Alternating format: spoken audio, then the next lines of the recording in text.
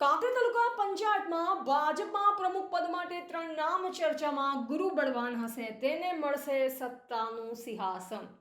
તાજેતરમાં યોજાયેલ સ્થાનિક સ્વરાજની ચૂંટણીમાં કાંકરેજ તાલુકા પંચાયતની કુલ 20 બેઠકોમાંથી ભારતીય જનતા પાર્ટીએ 13 બેઠકો પર ભવ્ય વિજય મેળવી સ્પષ્ટ બહુમતી હાંસલ કરી છે. ભાજપના વિજય સાથે તાલુકામાં ફરી એકવાર ભગવો લહેરાયો છે. આ અંગે તાલુકા ભાજપ પ્રમુખ શ્રી સાથે થયેલ વાતચીત મુજબ આ વખતે કાંકરેજ તાલુકા પંચાયતના પ્રમુખ પદની બેઠક બિન અનામત જાહેર થઈ છે. સીટ બિન અનામત હોવાથી તમામ 13 વિજેતા સદસ્યો પ્રમુખ પદ માટે દાવેદારી કરી શકશે, જે કારણે પ્રમુખ પદની રેસ વધુ રસપ્રદ બની છે. બહુમતી સ્પષ્ટ થતા હવે તાલુકા પંચાયતના પ્રમુખ અને ઉપપ્રમુખની વરણી અંગે રાજકીય વર્તુળો અને જનતામાં ભારે ઉત્સુકતા જોવા મળી રહી છે. વિજેતા 13 સદસ્યોમાંથી કોને તાલુકાની કમાન સોંપવામાં આવશે તે અંગે લોકોમાં અને કાર્યકરોમાં 3 નામોની વ્યાપક ચર્ચા શરૂ થઈ ગઈ છે. ભાજપ સંગઠન દ્વારા આગામી દિવસોમાં પ્રદેશ અને જિલ્લા નેતૃત્વ સાથે પરામર્શ કરી પ્રમુખ ઉપપ્રમુખના નામોની જાહેરાત કરવામાં આવશે.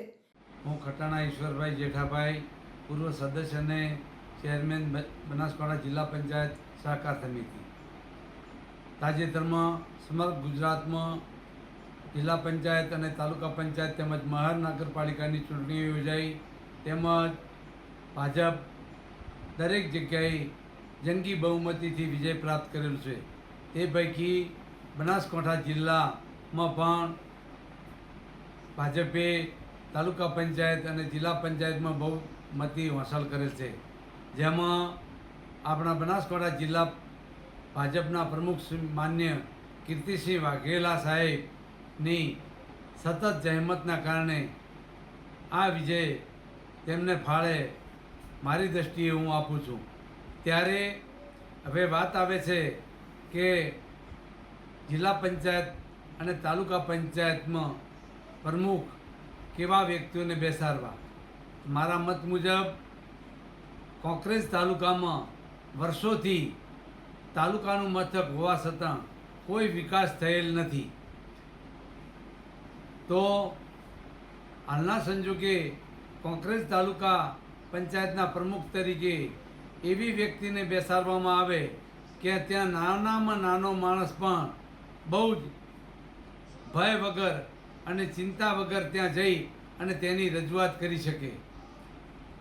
કારણ કે હાલે કાંકરેજ તાલુકાનું મુખ્ય મથક શિહોરી છે, ત્યાં આગળ વર્ષોથી જે એસટી બસની સુવિધામાં બસ સ્ટેશન હોવું જોઈએ એ હોતું નથી અને છે નહીં. એટલે આવી બસ સ્ટેશનની સુવિધા, રસ્તાઓની સુવિધા, તાલુકામાંથી આવતા નાનામાં નાના માણસોના ઘણા બધા ભાજપની સરકારમાં સ્કીમો છે પણ તેનો લાભ લઈ શકતા નથી. તેવી સ્કીમોનો અમલ થાય તેવા વ્યક્તિને તાલુકા પંચાયતના પ્રમુખમાં બેસાડવામાં આવશે તો આવતી 2000 વિધાનસભાની ચૂંટણીમાં ભાજપને આનાથી પણ વધુ જે ઉમેદવાર પક્ષ મૂકશે તે 20,000થી પણ વધુ મતથી વિજય બનશે તેવી હું અપેક્ષા રાખું છું. પરંતુ આ તાલુકા પંચાયતના પ્રમુખ તરીકે ભાજપનું મોવડી મંડળ